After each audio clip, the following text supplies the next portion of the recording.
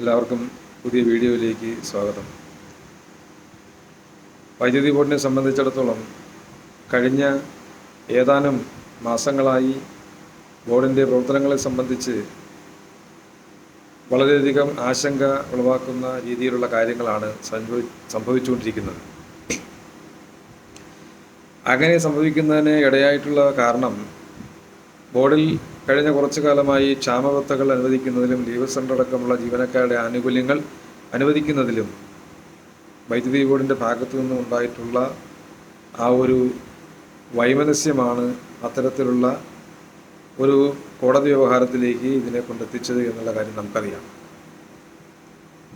വൈദ്യുതി ബോർഡിനെ സംബന്ധിച്ചിടത്തോളം ഇവിടുത്തെ ജീവനക്കാരുടെ സേവന വേതന വ്യവസ്ഥകൾ തീരുമാനിക്കുന്നത് സർക്കാരിൻ്റെ പ്രതിനിധികളും ബോർഡും ഇവിടുത്തെ ട്രേഡ് യൂണിയൻ സംവിധാനങ്ങളുമായി കൂടിയാലോചിച്ചാണ് വൈദ്യുതി ബോർഡിനെ സംബന്ധിച്ചിടത്തോളം അതിൻ്റെ പ്രവർത്തനങ്ങൾ നടന്നുകൊണ്ടിരുന്നതെങ്കിൽ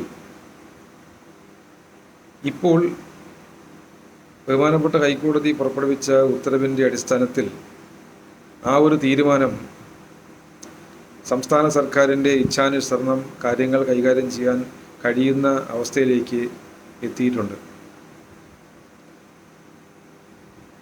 അതായത് ഇവിടെ ബഹുമാനപ്പെട്ട ഹൈക്കോടതിയിൽ വൈദ്യുതി ബോർഡിലെ ഒരു സംഘടന നൽകിയ ഹർജി, ആ ഹർജിയിൽ ഒന്നാമത്തെ എതിർകക്ഷിയായി അവർ ചേർത്തിരുന്നത് ഇവിടുത്തെ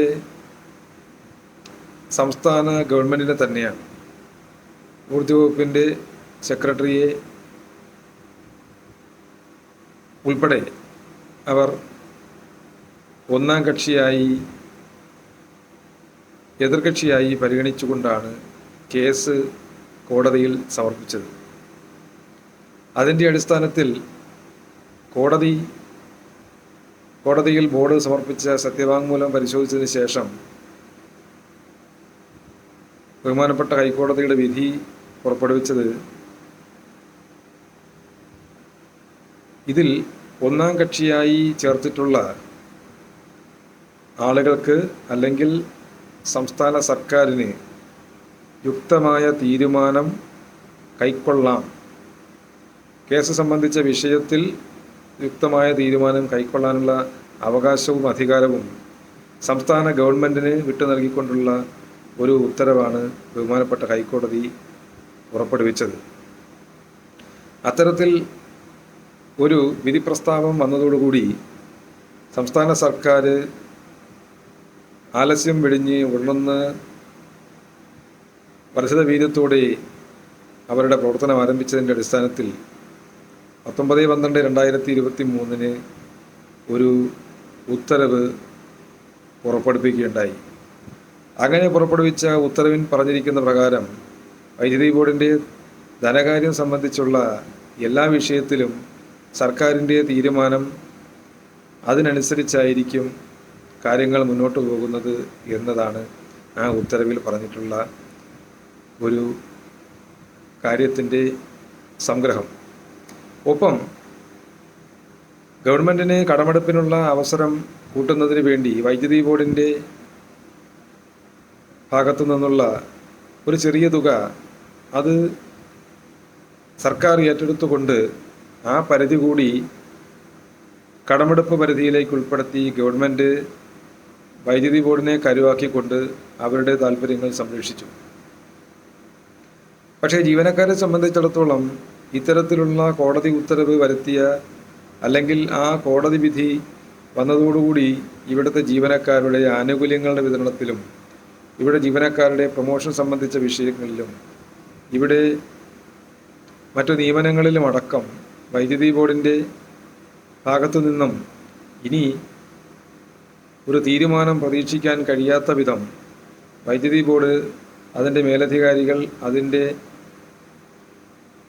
ഏറ്റവും പരമോന്നത അധികാരം വഹിക്കുന്ന സംവിധാനങ്ങൾ ഒരു ദുർബലാവസ്ഥയിലായിപ്പോയി എന്നുള്ള യാഥാർത്ഥ്യമാണ് നമ്മൾ മനസ്സിലാക്കേണ്ടത്. കാരണം ഇന്നലകളിൽ വൈദ്യുതി ബോർഡിനെ സംബന്ധിച്ച് ഇവിടുത്തെ ജീവനക്കാരുടെ ആനുകൂല്യങ്ങളും അവരുടെ അധികാരങ്ങളും അവരുടെ പ്രവർത്തനങ്ങളും എല്ലാം നിയന്ത്രിച്ചിരുന്നത് ഈ ബോർഡിൻ്റെ തലപ്പൻ തലപ്പത്തുള്ള സംവിധാനങ്ങളായിരുന്നുവെങ്കിൽ ഇനി മുതൽ വൈദ്യുതി ബോർഡിലെ ജീവനക്കാരുടെ ആനുകൂല്യങ്ങളുടെ വിതരണം സംബന്ധിച്ചും ഇവിടുത്തെ നിയമനങ്ങൾ സംബന്ധിച്ചും ഇവിടുത്തെ ജീവനക്കാരുടെ പ്രൊമോഷനുകൾ സംബന്ധിച്ചും എല്ലാം സംസ്ഥാന സർക്കാരിൻ്റെ വ്യക്തമായിട്ടുള്ള നിർദ്ദേശങ്ങളും താല്പര്യങ്ങളും സംരക്ഷിക്കുന്ന ഒരു സാഹചര്യത്തിലേക്ക് നിലവിൽ വൈദ്യുതി ബോർഡ് എത്തിച്ചേർന്നു എന്നതാണ് അത്തരത്തിലൊരു കോടതിയിലെ ഒരു വ്യവഹാരത്തിലൂടെ ഇവിടെ ഉണ്ടായ ഏറ്റവും വലിയ സംഭവവികാസം.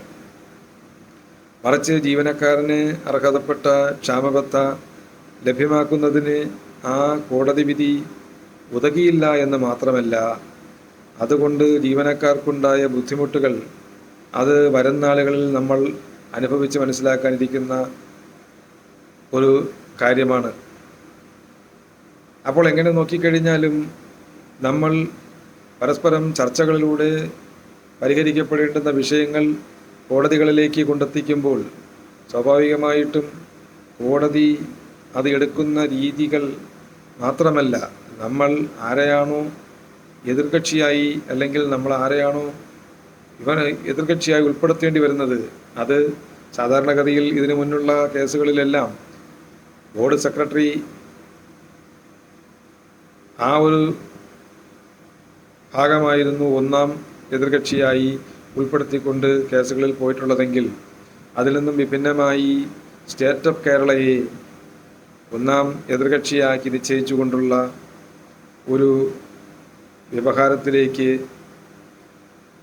വന്നതിൻ്റെ അടിസ്ഥാനത്തിലാണ് ഗവൺമെൻറ്റിന് ഇപ്പോൾ ഇത്തരത്തിൽ ഒരു തീരുമാനം കൈക്കൊള്ളാൻ വേണ്ടി കഴിഞ്ഞിട്ടുള്ളത് എന്ന കാര്യം നമ്മൾ മറക്കരുത്.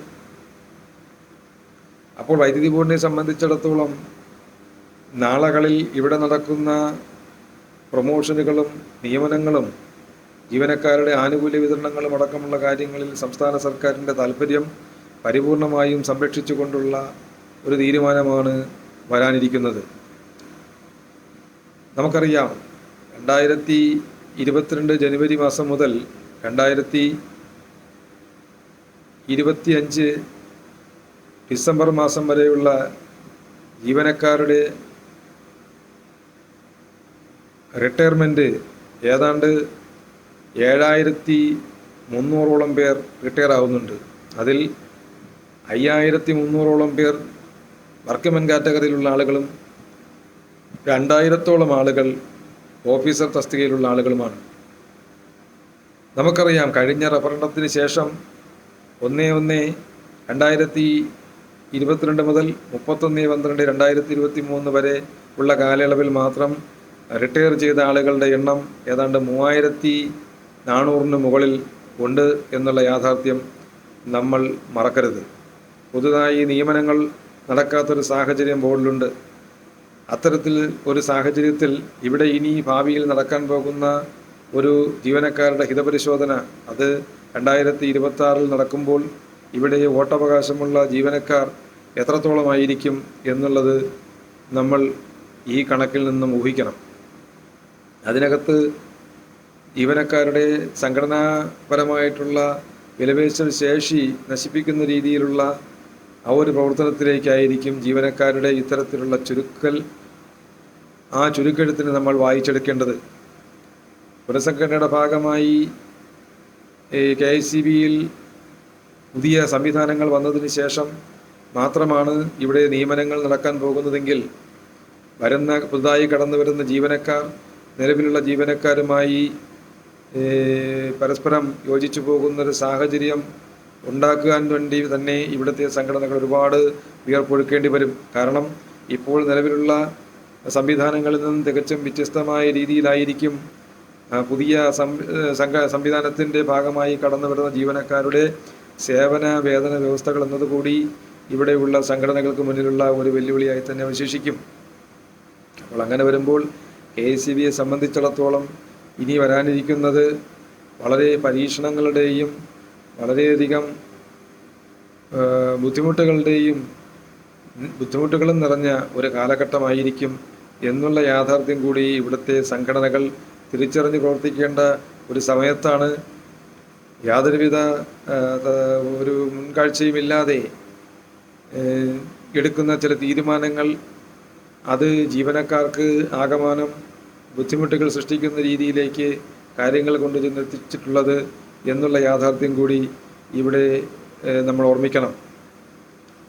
പലപ്പോഴും രാഷ്ട്രീയ ലാഭത്തിന് വേണ്ടി ആളുകളെടുക്കുന്ന തീരുമാനങ്ങൾ ജീവനക്കാരെയും സ്ഥാപനത്തെയും സ്ഥാപനത്തിൻ്റെ പ്രവർത്തനങ്ങളെയും തന്നെ പരിപൂർണമായിട്ടും ബുദ്ധിമുട്ടിലാക്കുന്ന ഒരു സംവിധാനം പലപ്പോഴും സംഭവിച്ചിട്ടുണ്ട്.